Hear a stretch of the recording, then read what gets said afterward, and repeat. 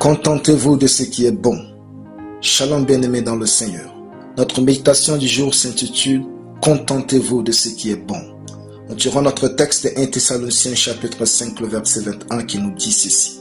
« Mais examinez toutes choses, retenez ce qui est bon. » Alléluia.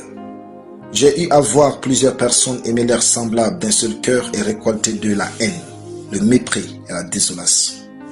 Un jour, une sœur proche à moi vint en chaudes larmes se plaindre de l'attitude des autres vis-à-vis d'elle. Je lui dis, tu ne peux pas forcer les gens à trouver leur intérêt en toi. Seul Dieu peut désigner quel cœur t'aimer et t'accepter dans ce monde. Ne prends pas tout à cœur. Contente-toi d'aimer les autres et appuie-toi sur ce qui est bon. Elle comprit alors que peu importe le bien que vous faites, si quelqu'un ne vous aime pas, il ne vous aime pas. Il y a aussi des gens à qui vous ne faites rien de spécial, mais ils vous aiment. Au final, vous ne pouvez pas forcer les gens à vous aimer et à vous choisir. Aimez les autres comme la Bible nous exige. Ensuite, appuyez-vous sur ce que vous voyez de bon en eux et vivez avec. Car personne n'est totalement mauvais, personne n'est totalement bon, disait mon père spirituel, pasteur Naguère Altoy Dubaï.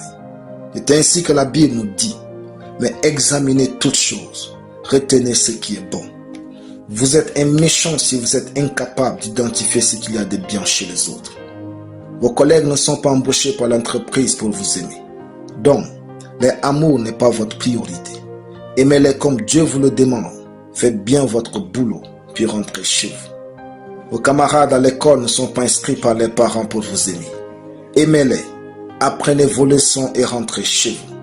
Contentez-vous de ce que vous voyez de bien chez les autres pour les aimer et les apprécier. Sinon, vous finirez par devenir méchant en voulant qu'on vous aime comme vous aimez. Ce monde est imparfait, y compris ceux qui l'habitent.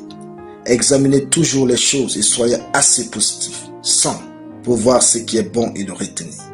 Apprenez à trouver toujours une excuse vis-à-vis des attitudes des hommes pour être capable de les aimer comme Dieu et garder un cœur pur. Alléluia. Prions. Merci Père Céleste pour ta parole en moi.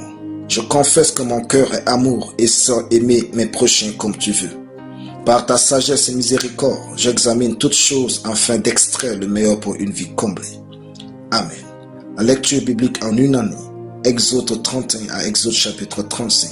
Soyez bénis, c'était le pain du ciel.